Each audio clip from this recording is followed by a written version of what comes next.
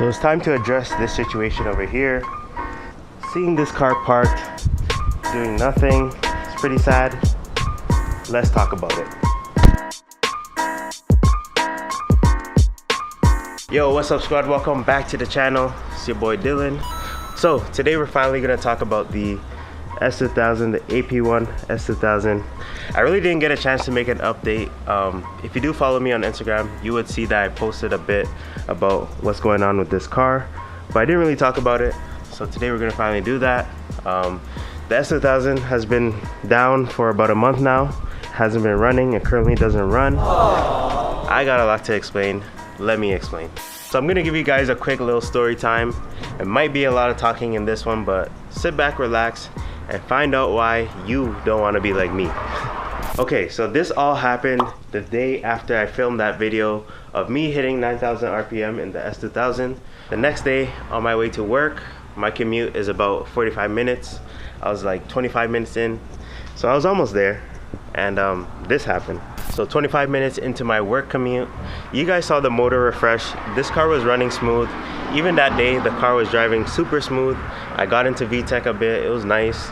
It was a warm day, I'm not gonna lie, it was pretty hot, but the car was driving smooth. So yeah, driving to work, it was a nice day. Got into VTEC just a little bit, nothing too over the top.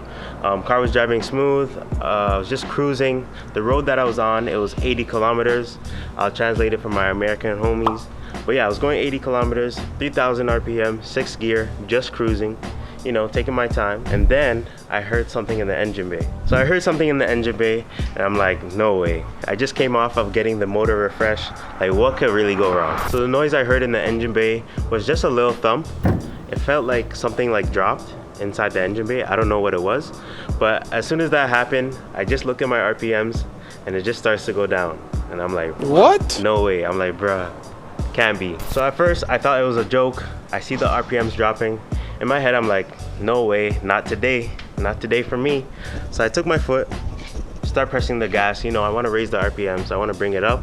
So I press the gas and then the car feels like it's on one cylinder. The engine feels seized, it's not moving, it's like dragging itself. I'm like, damn, this is actually real, like something's going on.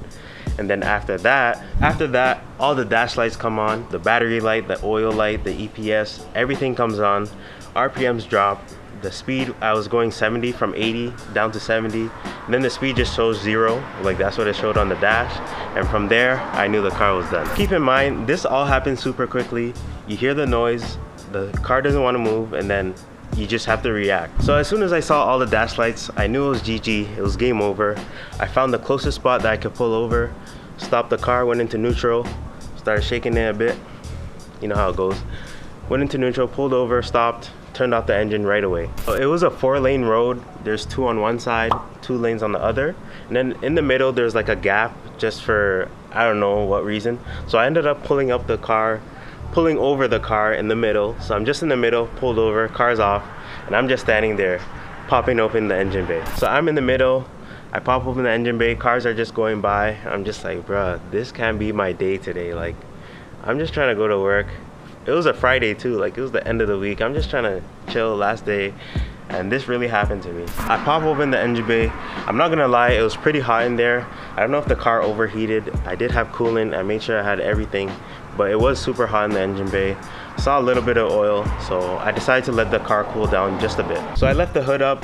I waited about 20 minutes, let the car cool down just a little bit, and then I went back in, hopped in just to start it, and then the car was just cranking and it just would not turn over, it wouldn't start. So it only cranks, it wouldn't start. So some people were nice enough to help me move the car over to the shoulder because I was, like I said, I was stuck in the middle. So some people were nice enough to help me push. One guy blocked the roadway so no cars were coming, and we were able to push the car on the side, on the shoulder. So that was good, thankful for those people. And then shout out to Julian, he was a saver. He came by, he dropped some tools off. We tried resetting the battery, taking off the sensors, all that stuff, just to see if there was some ECU glitch. We plugged in the OBD2 reader and no codes came up, but the car would crank and not start. So since all of that couldn't work, I knew it was time to call it quits. It was GG, had to call the tow truck, send this car back to the shop.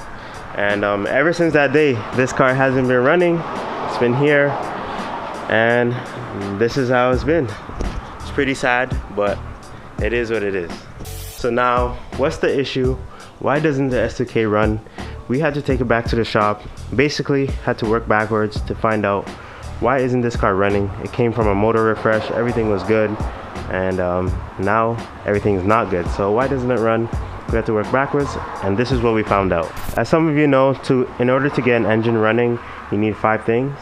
So you need air, fuel, compression, spark, and timing. So we checked everything. Air is good, intake is good, injectors are good, spark plugs were good. We got compression. We did a leak down test as well. That checked out. And then lastly we looked at the timing.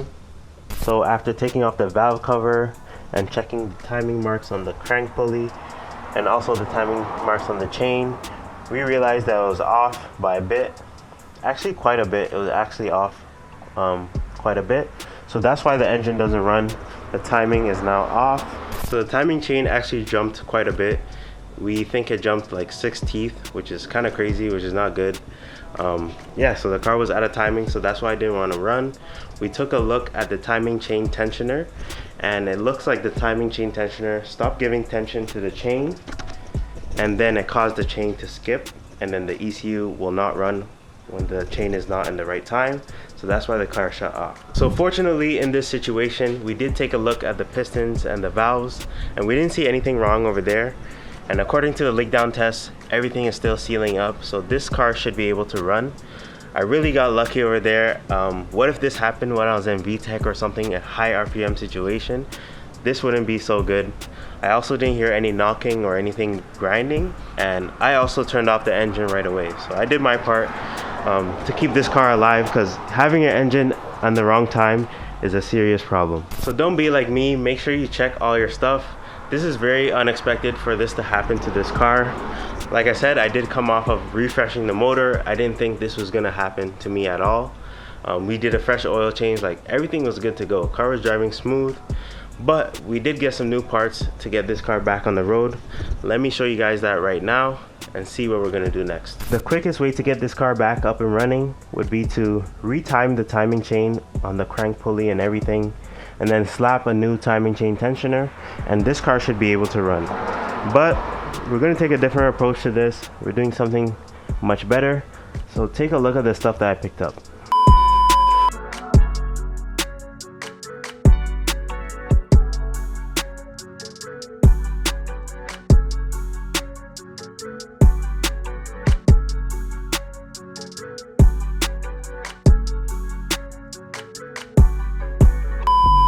So as you can see, we got some new parts over here.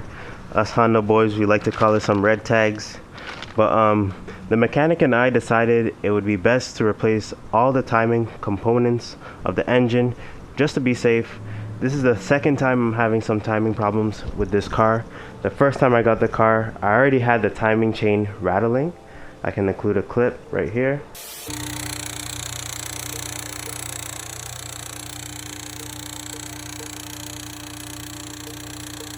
So this right here is the most expensive option to do this repair, but it's also the best option. So right here we got some new chain guides to go onto the car.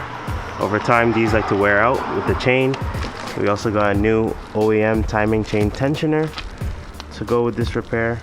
So for some reason my radiator cap broke, so we got a spoon radiator cap straight from Japan.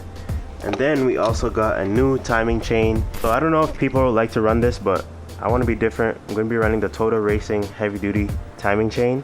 Most people would go with OEM, but this is said to be stronger, reduces stretching at higher RPMs, and it should last longer than the OEM one compared to the OEM one. So we'll see how this does. I'm excited to try this out. So yeah, there's everything we need to get this car back on the road.